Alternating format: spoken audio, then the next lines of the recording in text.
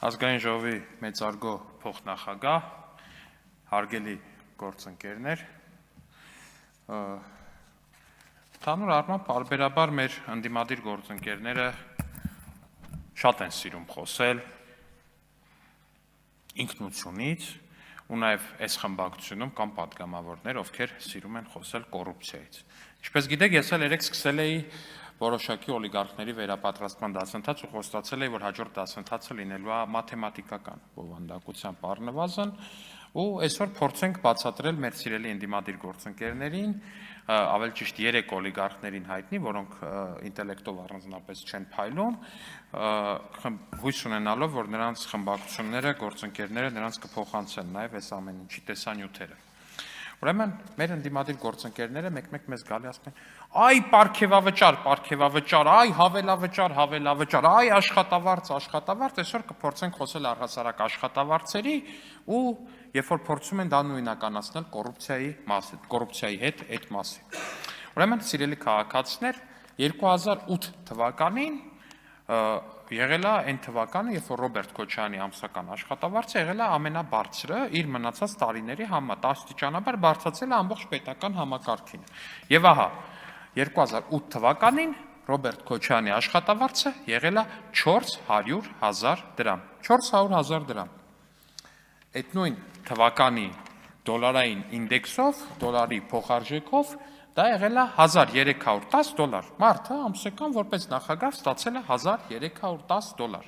Հարգելի պարոն Մինասյան, $1310։ Եթե փոխարժեքը մի քիչ տատանվում եմ, ինձ կներեք, կարող ինտերնետը այդքան լավ չհուշեց դա։ Ռոբերտ Քոչարյանի ունեցվածքը, նրա եւ իր ընտանիքի ունեցվածքը գնահատվում է, ուշադրություն, $200 միլիոն։ Մի հատ էլ սենց իրար հետ պահեմ էլ, սա իր ամսական աշխատավարձն է, այս մի ձեռքինս, սա իր ընտանիքի ունեցվածքն է։ Մի հատ ուշադիր նայեք, էլի խնդրում եմ այս թվերի տարբերություն։ Այս ունեցվածքի մի մասն է, որը հնարավոր է եղել պարզել միանշանակ, վստահ եմ ուղղակի կամ բաներ, որ հնարավոր չի եղել պարզել, հետագայում վստահ եմ, որ հնարավոր կլինի։ Էսա։ Որպեսզի ճիշտ հասկանանք, այս ունեցվածքին հասնելու համար այս աշխատավարձով Ռոբերտ Քոչարյանը պետք է աշխատեր 12,722 տարի։ 12,722 տարի պետք է աշխատեր, որ այսքան աշխատավարձ ստանար։ Եթե տարով այդքան էլ լավ չեմ բացատրում, կներեք, եկեք թվով բանով, ամսով բացատրեմ։ 152,671 ամիս, թիվը մի հատ էլ էլի ուշադիր, 152,671 ամիս պետք է աշխատեր, որ այս ունեցվածքը ունենար։ Նույնիսկ եկեք ենթադրենք, որ ամեն ամիս սենց մեր պես բան արել, էլի սենց են, որ պարգևավճար բառը, որ ասում եք, ենթադրենք ամեն ամիս կրկնակի պարգևավճար է ստացել, Եթե ամեն ամիս կրկնակի պարգևավճար ստանար, դրա համար իրան պետք կլիներ 75,000 ամիս, որ այսքան ունեցվածք ունենար Ռոբերտ Քոչարյանը։ Նայեք այս թիվը։ Կամ խոսում են, ասում են, պատգամավորները ստացել են 600,000 դրամ պարգևավճար։ Կարան մարդիկ Հայաստանի Հանրապետության քաղաքացիները, կարան դա համարեն լավ, կարան համարեն վատ, դա այլ հարց է, բայց էսա։ Այդ թիվը այս տեսքով ունի, 600,000 դրամ, սա պատգամավորի մի ամսվա աշխատավարձն է, մի այսքան է պարգևավճար է եղել, որպես այդպեսին, 600,000 դրամ, 600,000 դրամ։ Ձեր գործընկեր, շատ հարգելի պարոն Վահե Հակոբյանը, Ազգային ժողովի նախկին պատգամավոր Սյունիքի մարզից, ով սա եղել է իր պետական ապարատում իր ամենաբարձր աշխատավարձը։ Մարդը ինչ-որ ժառանգական բան չի, էլի, դքսության ժառանգորդ չի, չգիտեմ ընդեղ, ինչ-որ մի բան չի, սա եղել իր ամենաբարձր աշխատավարձը, 600,000 դրամ, ենթադրենք, մարդուց այս պահին և իր ընտանիքից պահանջվում է բռնականցը $20 միլիոն, $20 միլիոն, որպեսզի այս $20 միլիոն մարդը այս աշխատավարձով ունենա ամսական, ինքը պետք է աշխատի, նայեք ինչ գոլդ թիվ եմ բերել, 13,333 ամիս, 13,333 ամիս, որպեսզի իրար ճիշտ հասկանանք, ասենք ենթադրենք էլի, այս պարգևավճարները ստանում է այդպես բանի պես, էլի ոնց եք ասում, այս падգամավորները նրանք պարգևավճար են ստանում, ենթադրենք 100% էլ պարգևավճար է ստանում ամեն ամիս։ Պարոն Մինասյան, վստահ եմ դուք մաթեմատիկայից շատ լավ եք, 13333-ը, եթե բաժանում ենք, կիսենք, այսինքն պետք է, քանի որ թիվը բան է ալնում, ստեղ ստացվելու է 6500 ամսից ավել մի խոսքով, 6500 ամսից ավել մարդը պետք է այդ աշխատավարձով բանանի, որպեսզի ճիշտ հասկանաք, падգամավորի 5 տարվա գործունեության մեջ падգամավորը ստանում է 60 աշխատավարձ ընդհանրապես, 60, որտեղ 5 տարին դա 60 ամիս է, սիրելի գործընկերներ, 60 ամիս, բայց մարդը ստեղ պետք է 6000 ամիս, 6500 ամիս կրկնակի պրեմիայով բան ստանա, որպեսզի այս ունեցվածքը կուտակի։ Այ հենց դրա համար է, սիրելի քաղաքացիներ, որ երբ որ ասենք, որ այս մարդիկ ապուշի տեղ են փորձում դնեն, որ երբ որ այս 20 միլիոնը, երբ որ այս 200 միլիոնը փորձում բերում են նույնականացնեն ինչ-որ $1000 պրեմիայի հետ, կամ հավելավճարի հետ, կամ ինչ-որ բանի հետ, այ հենց սրա մասին է այս խոսակցությունը։ Ու երբ որ խոսում եք ինքնությունից, երբ որ գալիս է ստեղ Աննա Գրիգորյանը կամ Քոչարյանի մյուս падգամավորեն մեկ ասում է,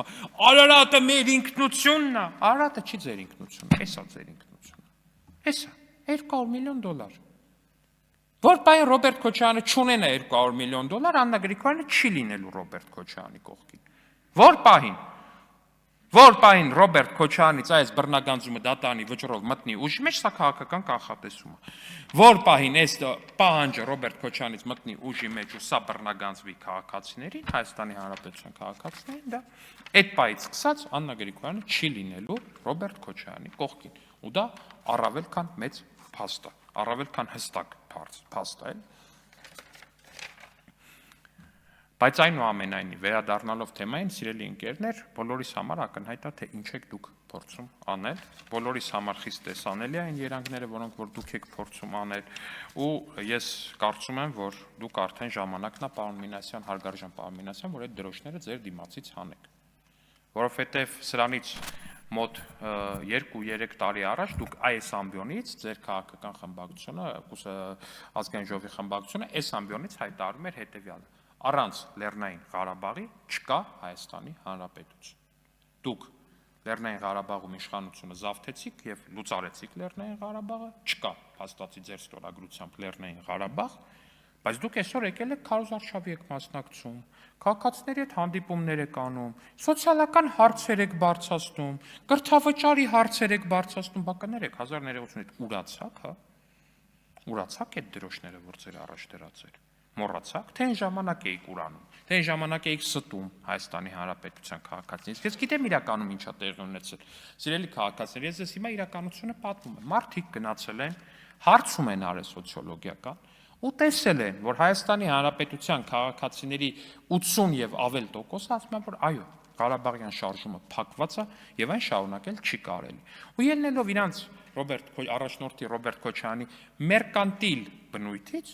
տեսել եմ, որ դրա մեջ քյար չկա փաստացի այդ ամեն ինչը ասել։ Եկեք հիմա քաղաքացիների աչքին թոս փչեք, ասես բաներից չխոսանք, Ղարաբաղ բանման այդ դնենք մի կողմ։ Մեկը միշտ Ղարաբաղը իրենց համար եղել ընդամենը շահարկման առարկա։ Երբեք դա իրենց համար չի եղել ինքնության հարց, երբեք չի եղել ազգային ինքնության հարց ու երբեք չի եղել որևէ տեսակի այլ հարց։ Մենակ եղել է քաղաքական շահարկման հարց։ Ու հիմա բան անեն, դա սոցիալական թեմաներ խոսան, ուրիշ թեմաներ խոսան, այ եթե ստացվի քաղաքացիներին խաբել ու ձայն ստանալ քաղաքացիներից, այդ ժամանակ բնականաբար հրահանգավորված պետք է սկսեն այդ պատերազմը, սկսեն փորձեն վերսկսել շարժումը, ու այդ շարժումը վերսկսելու